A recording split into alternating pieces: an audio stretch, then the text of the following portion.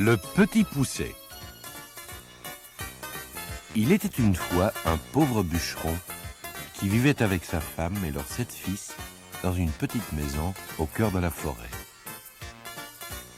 Il se faisait beaucoup de soucis au sujet de leur dernier-né qui ne parvenait pas à grandir. À sa naissance, celui-ci n'était pas plus grand qu'un pouce. C'est pourquoi ses parents et ses frères le surnommèrent le petit poucet. Et les années passèrent. Le bûcheron n'était pas riche, mais en général, il gagnait juste assez d'argent pour nourrir sa famille. Hélas, un été, la récolte fut catastrophique. Les gens du village n'eurent dès lors plus d'argent pour acheter du bois, et au bout de quelques semaines, le bûcheron se trouva sans un sou. Ce soir-là, les 7 petits-enfants durent se coucher sans manger. Or, le petit poucet avait tellement faim qu'il ne parvint pas à s'endormir. Il entendait son père et sa mère chuchoter dans la pièce du bas. Soudain, sa mère se mit à sangloter. Alors le petit garçon sauta de son lit, descendit doucement les escaliers et alla se cacher derrière le pied d'une chaise. « Nous sommes obligés d'aller abandonner les enfants dans le bois, » disait le bûcheron. « Je ne supporterai pas de les voir mourir de faim. Peut-être, dans la forêt, pourront-ils se nourrir de baies et de noix. » Son épouse se remit à pleurer à chaudes larmes. « Tu as raison, bien sûr, mais c'est tellement affreux. » Le bûcheron et sa femme allèrent ensuite se coucher. Le petit poucet regagnait son lit, mais il ne put s'endormir. Toute la nuit, il réfléchit, et le lendemain, il se leva de bonne heure. Il courut au ruisseau et remplit ses poches de petits cailloux blancs. Un peu plus tard, les 7 garçons et leurs parents étaient en train de ramasser du bois dans la forêt lorsque le bûcheron leur dit « Mes enfants, il faut que j'aille abattre un arbre un peu plus loin et j'ai besoin de l'aide de votre mère. Attendez-nous sagement ici. » Mais lorsque la nuit tomba, les parents des enfants n'étaient toujours pas revenus. Alors les 6 frères aînés du petit poucet fondirent en larmes. « Ne vous en faites pas, » déclara le cadet. « Je sais comment rentrer chez nous. » Et il leur raconta ce qu'il avait entendu la nuit et comment il avait marqué leur chemin à l'aide de petits cailloux blancs. « Il suffit maintenant de suivre la trace que j'ai laissée. » De fait, il ne leur fallut pas longtemps pour se retrouver devant la porte de leur maison. Ils commencèrent par jeter un coup d'œil à l'intérieur. Leurs parents étaient assis à table. Lorsqu'ils étaient rentrés, l'après-midi, un paysan avait acheté tout le bois du bûcheron. Ils avaient donc de nouveau assez d'argent pour manger. « Comme je regrette d'avoir laissé les enfants dans le bois, » gémissait la femme. « Allons les rechercher. »« Mais nous ne sommes pas dans le bois, nous voici !» s'écria le petit poucet en se ruant à l'intérieur avec ses frères. Le bonheur des parents fut immense. Et pendant un temps, toute la famille put manger à sa faim. Mais un jour, l'argent manqua de nouveau dans la maison du bûcheron. Les parents du petit poucet se remirent à chuchoter le soir. « Il ne nous reste plus qu'à les conduire dans le bois, » soupirait l'homme, bien que cela me rende malade de chagrin. Le petit poucet, qui avait tout entendu, se leva très tôt le lendemain pour aller au ruisseau. Mais lorsqu'il voulut sortir, il découvrit que la porte était fermée à clé. Ce matin-là, les enfants reçurent pour déjeuner un vieux crouton de pain sec. Mais le petit poucet ne mangea pas son morceau et le fourra dans sa poche. Dès qu'ils furent dans le bois, il sema derrière lui des miettes de pain tout en marchant. Lorsque ses frères comprirent que leurs parents avaient cette fois encore décidé de les abandonner, ils se mirent à pleurer. Mais le petit poucet les rassura. « Je connais le chemin pour entrer. » Et il voulut suivre la piste qu'il avait tracée. Hélas, il eut beau regarder partout, il ne retrouva plus la moindre miette. Les oiseaux avaient tout mangé. Entre-temps, la nuit était tombée. Le petit Poucet, après avoir réfléchi, grimpa dans un arbre. Arrivé tout en haut, il regarda autour de lui et cria à ses frères « Je vois une lumière dans le lointain. Cela doit provenir d'une habitation. » Quand il fut descendu, tous se mirent à courir dans la direction qu'il avait indiquée. Peu de temps après, ils se retrouvèrent devant une grande maison. Le petit Poucet frappa à la porte. Une énorme femme vint ouvrir. Les enfants n'avaient encore jamais vu une femme de cette taille. Le petit Poucet expliqua qu'il s'était égaré et demanda poliment « S'il vous plaît, madame, pourrions-nous passer la nuit chez vous ?»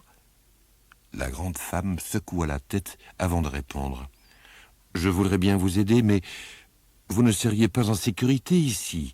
Mon mari est un géant qui se nourrit de chair fraîche. »« Mais si nous restons dans le bois, répliqua le petit Poucet, ce sont les animaux sauvages qui nous dévoreront. »« Eh bien, entrez, dit la femme, qui avait pitié des petits-enfants. Elle leur servit une assiette de panade et leur permit de se réchauffer devant le feu, au-dessus duquel cuisait un mouton entier. Un peu plus tard, l'ogre rentra. Sa femme cacha vite les enfants sous son lit. « Mon dîner est-il prêt ?» gronda le géant. « Qu'allons-nous manger ce soir ? Il me semble sentir la chair humaine. »« Mais non, répondit la femme. D'où viendraient ces hommes ? C'est la chair du mouton rôti que tu sens. »« Ne dis pas de bêtises, femme, marmonna l'ogre. J'ai un très bon nez. » Aussitôt, il regarda sous la table, sous les chaises, puis sous le lit, où la femme avait dissimulé les petits garçons. Un à un, il les retira de leur cachette. Les enfants tremblaient de peur en voyant le géant qui aiguisait déjà un énorme couteau. « Ainsi tu croyais pouvoir me tromper ?» dit l'ogre à sa femme. « Ôte donc ce mouton de la broche. Ce n'est pas lui que je mangerai ce soir. »« Comme tu veux, » répondit la pauvre femme. « Mais ne trouves-tu pas que ces enfants sont un peu maigrichons ?»« Tu as raison, » reconnut l'ogre. « Enferme-les dans une chambre et engraisse-les pendant quelques jours. Ils auront un bien meilleur goût s'ils sont plis dodus. » La femme fit monter les enfants dans une chambre dans laquelle ils trouvèrent 7 lits. Mais elle ne ferma pas la porte à clé. Ensuite, elle alla border ses 7 filles qui lui dirent joyeusement bonsoir. Or, le petit Poucet ne se fiait pas à l'ogre. Dès que ses aînés furent endormis et qu'il entendit ronfler les 7 filles, il prit sa casquette et celle de ses frères et alla se glisser dans la chambre des petites ogresses. Chacune d'elles portait sur la tête une couronne d'or. Le petit Poucet remplaça les 7 couronnes par les 7 casquettes, puis rentra sans bruit dans sa chambre. Vite, il plaça alors les couronnes sur les têtes de ses 6 frères. Ensuite, il se glissa sous un lit. Il était temps. Le géant arrivait. Celui-ci pénétra dans la chambre des garçons et, dans le noir, en attrapa un. « J'ai encore un petit creux dans l'estomac !» ricana-t-il. « Et tu es juste assez gros pour le remplir !» Mais, à ce moment, il sentit la couronne sous ses doigts. « Zut !» s'exclama-t-il. « Je me suis trompé de chambre. Je suis vraiment distrait. Ce doit être à cause de cette odeur de chair fraîche qui règne ici. Mieux vaut que j'attende jusqu'à demain. » Il dégringola les escaliers et s'installa devant le feu, où il ne tarda pas à s'endormir profondément. Dès que le petit Poucet l'entendit ronfler, il éveilla ses frères sans faire de bruit. « Vite !» s'écria-t-il. « L'ogre dort ! Nous pouvons filer !»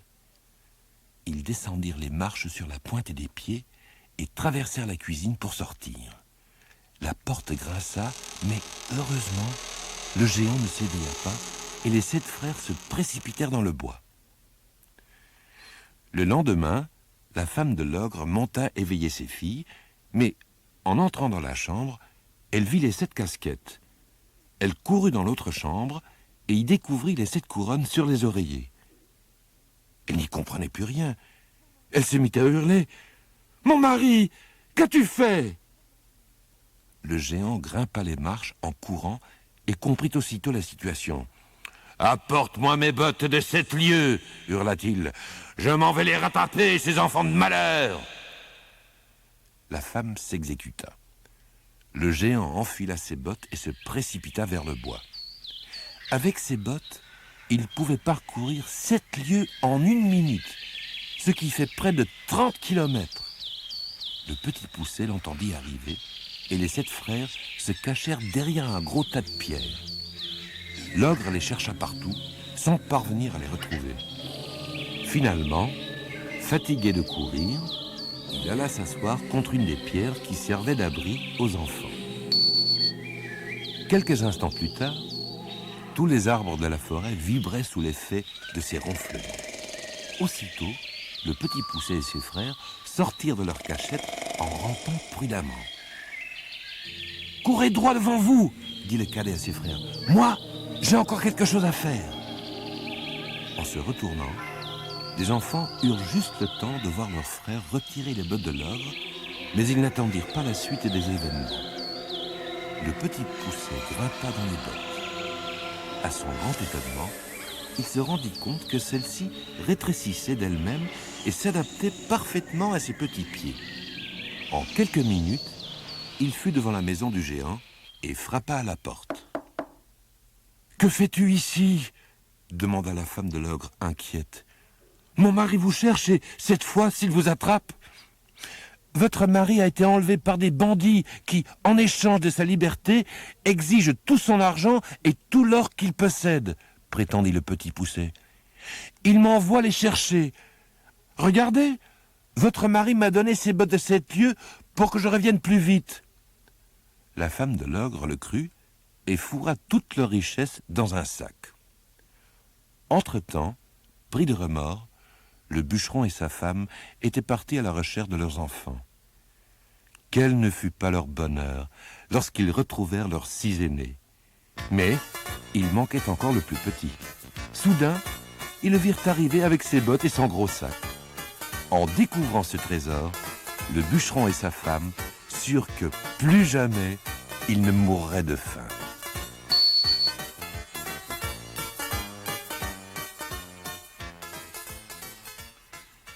Tête la Guigne a de la chance.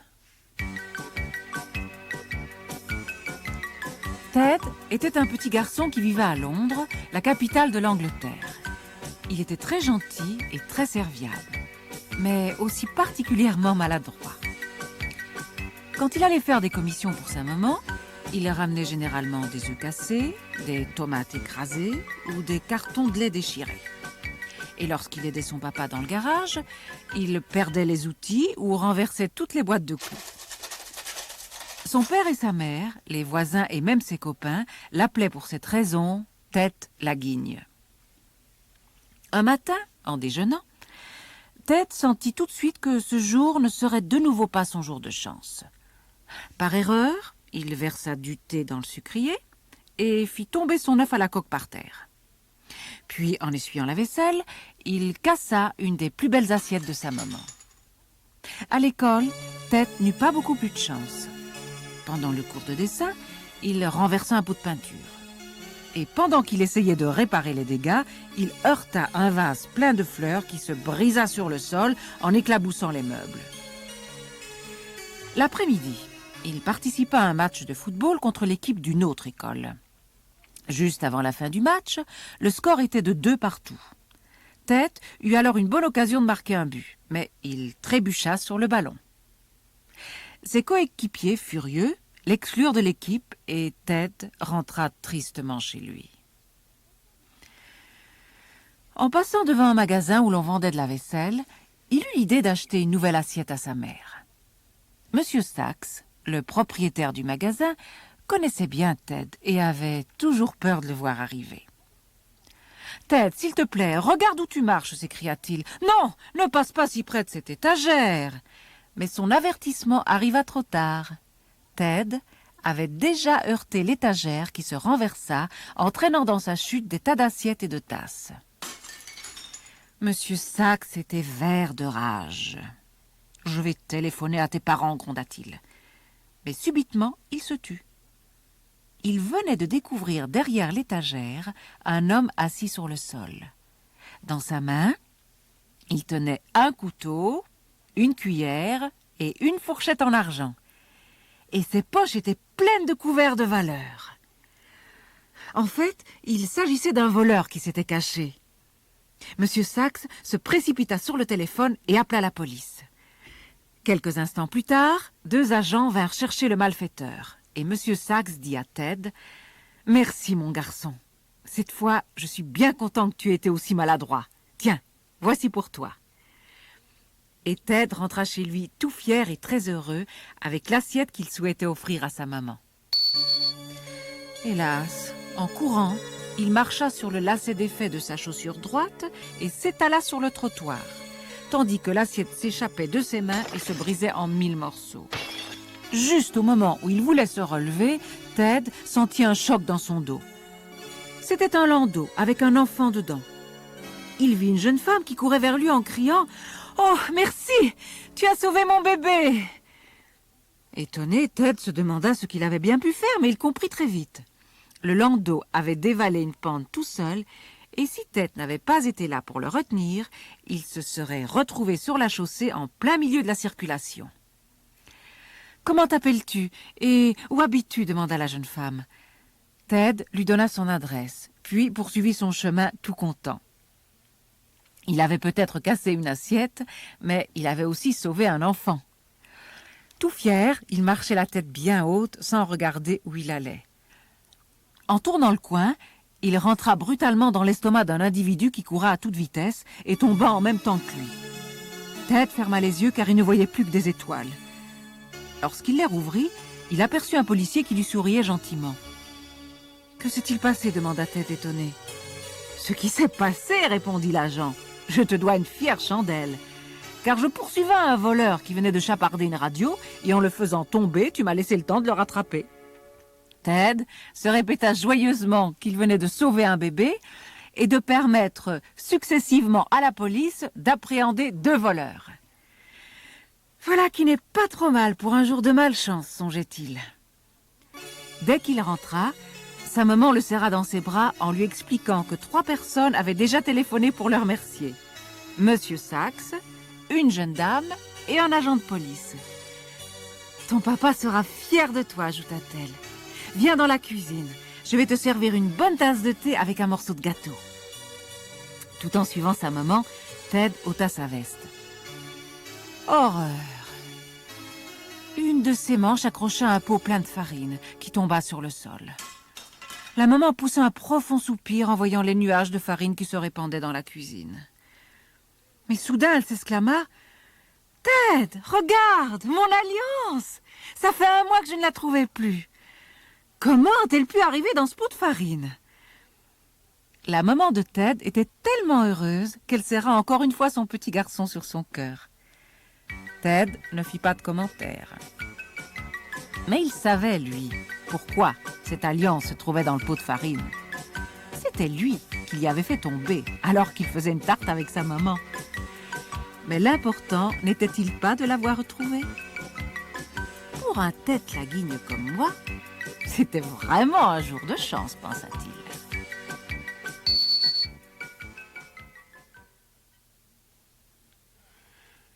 Tigre, le chat errant. Ce jour-là, il commençait à neiger lorsque Tigre, le chat errant, passa devant la porte de la boulangerie, d'où s'échappait une délicieuse odeur de pain chaud. Il lança un regard envieux à l'intérieur du magasin. Il y faisait sûrement bien bon.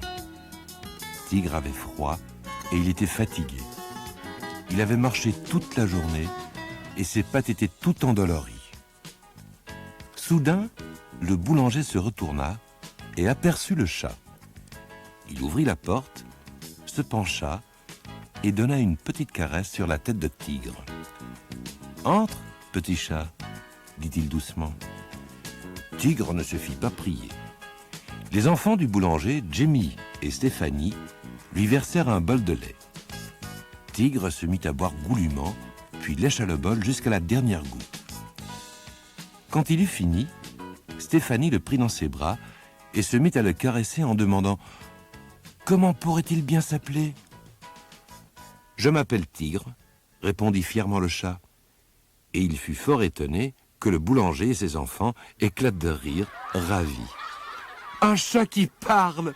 s'exclama Jimmy. « D'où viens-tu donc ?»« Je suis né en Afrique, » raconta Tigre. « Un jour, je suis monté sur un bateau et je me suis retrouvé ici. Et maintenant, je cherche un logis. »« Il peut rester, papa ?» supplièrent les enfants du boulanger. Celui-ci se mit à réfléchir avant de décider.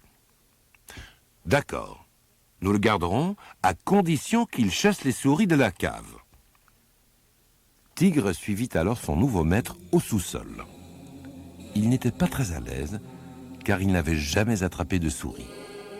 Mais il trouvait le boulanger et ses enfants fort sympathiques, et il était prêt à faire de son mieux. Le boulanger remonta ensuite au magasin. Resté seul, Tigre tendit l'oreille. Il entendait des tas de frôlements dans la cave. Soudain, une voix légère demanda « Qui es-tu » Tigre vit au-dessus de lui une souris grise avec de grandes oreilles roses. « Moi, c'est Tigre. Et toi ?» dit le chat. « Je m'appelle Oreillard, » répondit la souris. « Et voici Mi-Clos, » poursuivit-elle en désignant une petite souris aux yeux mi-clos. « Que viens-tu faire ici ?» Tigre se mit à rougir. « En fait, je dois vous chasser, » expliqua-t-il. Oreillard se mit à rire. « Tu peux toujours essayer. Impossible pour un chat tout seul d'attraper 52 souris. »« 53 » rectifia Mi-Clos. Oreillard se retourna. « Que dis-tu ? Ah oui, c'est vrai, je t'oubliais. Mais toi, tu es toujours en train de dormir quand j'ai besoin de toi. Veux-tu un morceau de fromage, Tigre ?» offrit-il aimablement en se tournant vers le chat. Tigre dut accepter un petit morceau de vieux fromage tout dur et, pour ne pas vexer la souris, il l'avala avec courage et remercia gentiment. Puis, il monta quelques marches et se mit à réfléchir. En bas, dans la cave, il entendait les souris qui pouffaient. « Je ne suis vraiment pas fait pour capturer les souris, » se dit-il en poussant un gros soupir. « Mais je puis toujours essayer de les chasser de la cave. » Il regarda autour de lui. Dans un coin, il aperçut les patins aux roulettes de Jimmy. Et, le long de l'escalier, il découvrit une planche qui servait à faire descendre les sacs de farine dans la cave.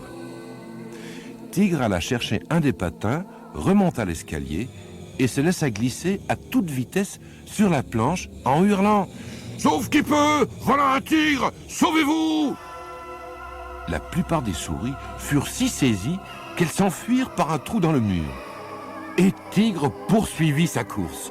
Il allait tellement vite qu'il ne parvint plus à s'arrêter et fonça dans un gros sac. Celui-ci se déchira et Tigre fut enseveli sous la farine. Lorsqu'il se releva, il vit 53 paires d'yeux rieurs qui le dévisageaient. Toutes les souris étaient revenues dans la cave. Oreillard et Mi-Clos l'aidèrent à nettoyer la farine qu'il avait dans les oreilles et dans les yeux. « Tu ferais mieux de renoncer, » conseilla Oreillard. « Nous n'accepterons jamais de partir. Veux-tu un morceau de fromage pour ta peine ?»« Volontiers, » répondit Tigre. « Mais dis-moi, où trouvez-vous tout ce fromage ?»« Oh, c'est très simple, » expliqua la souris. « Nous le ramassons dans les pièges à souris. Viens, nous allons te montrer. » Mi-Clos et deux autres souris allèrent se placer à l'une des extrémités d'un piège. Oreillard, lui, se mit à effectuer des bonds de l'autre côté, faisant ainsi jaillir le fromage de la trappe. « Le boulanger place toujours 53 pièges, » ajouta Oreillard, « de sorte que nous avons assez à manger pour tous. » Or, le boulanger n'était pas content de son chasseur. « Je te laisse encore un jour, dit-il, mais si tu ne prends rien, je te mets à la porte. » Tigre erra toute la nuit dans les rues, essayant d'imaginer un plan. En passant devant la maison du notaire, il aperçut une camionnette stationnée devant l'entrée. Tigre jeta un coup d'œil par les portières ouvertes et découvrit que le véhicule était plein de vivres. Mon maître part en vacances, lui expliqua le chat du notaire, et il prévoit toujours une camionnette spéciale pour la nourriture. À quelle heure part-il ? Demanda-t-il. À 6 heures précises, affirma le chat du notaire. Tout à coup, Tigre sut ce qu'il allait faire. Il vit à l'horloge de l'hôtel de ville qu'il était 6h moins 20. Il lui restait donc 20 minutes pour mettre son plan à exécution. Il vola un petit morceau de fromage dans la camionnette et retourna en vitesse à la boulangerie. Lorsqu'elles sentirent l'odeur du fromage, toutes les souris l'entourèrent. « Voyez, dit Tigre, il y en a des kilos comme ça. Mais je ne peux pas tout porter, il faut que vous m'aidiez. » Les souris le suivirent sans hésiter, en poussant des petits cris de joie. « Sautez dans la camionnette, dit le chat. Moi, je reste ici pour tout ramasser. » Il était exactement 6h moins 1. À 6h précises, les domestiques du notaire vinrent fermer les portes de la camionnette et celle-ci démarra avec les 53 souris. Tigre, aussitôt, rentra à la boulangerie et raconta à son maître comment il était parvenu à se débarrasser des souris. Le boulanger fut très content. Tigre, lui aussi, était satisfait. Il s'était montré plus malin que 53 souris. Et il descendit tranquillement l'escalier de la cave. D'abord, il n'entendit rien. Mais soudain, un petit ricanement familier lui fit lever les yeux.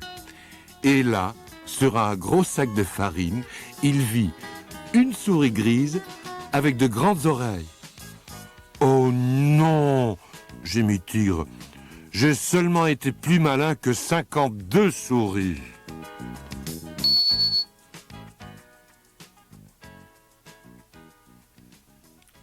Les visiteurs.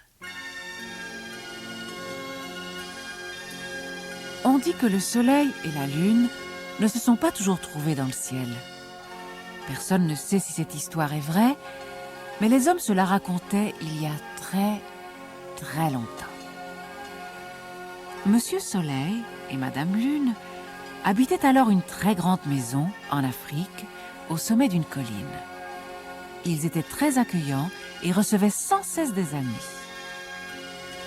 Quand Monsieur Arbre passait prendre une tasse de thé, il emmenait toujours avec lui ses neveux, les petits buissons. Monsieur Rocher, lui, venait volontiers dîner avec ses enfants, les jeunes cailloux. Quant aux demoiselles étoiles, elles étaient généralement accompagnées de leurs tantes, les planètes. Un jour, Monsieur Soleil dit à Madame Lune: « Mademoiselle Rosée du Matin n'est encore jamais venue chez nous. Ne trouves-tu pas que nous devrions l'inviter ?» Et ils prièrent Rosée du Matin de déjeuner un jour avec eux. « Ne craignez-vous pas que je mouille votre pelouse ?» demanda Mademoiselle Rosée. « Ce n'est pas grave, dit Madame Lune. » Rosée du Matin arriva donc, en compagnie de sa cousine, Madame Pluie.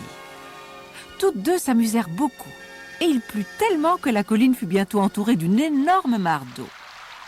« J'espère que cela ne vous dérange pas, j'ai emmené mes filles, les flaques, dit alors Madame Pluie.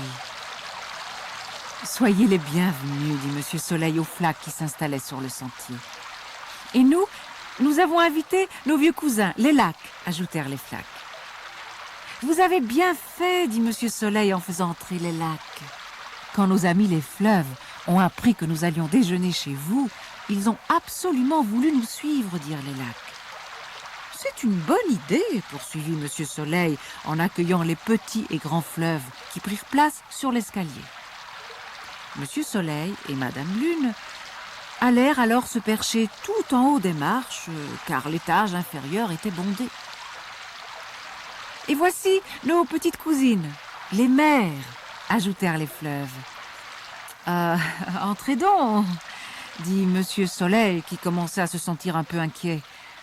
Finalement, il dut grimper avec Madame Lune sur le toit de la maison, car les mères voulurent s'installer au premier étage.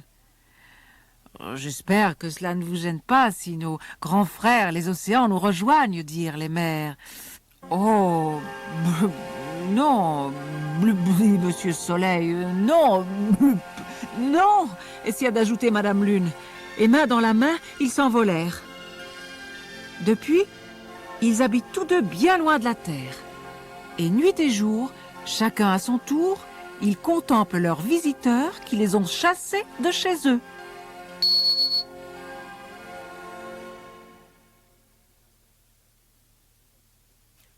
Tamal et la licorne.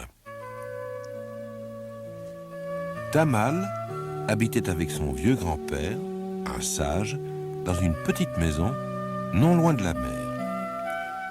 Au-dessus de la porte d'entrée était accrochée une jolie flûte argentée.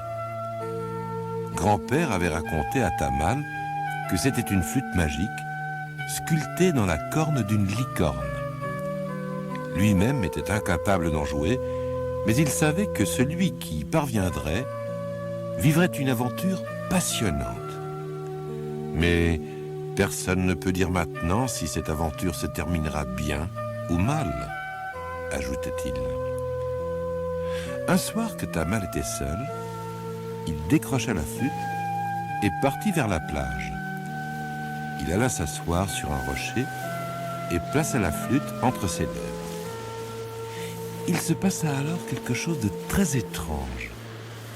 Ses doigts se mirent à courir tout seuls sur l'instrument et, sans le vouloir, le jeune garçon commença à souffler, produisant une mélodie de toute beauté, mais très mélancolique. Soudain, il vit que la mer se retirait.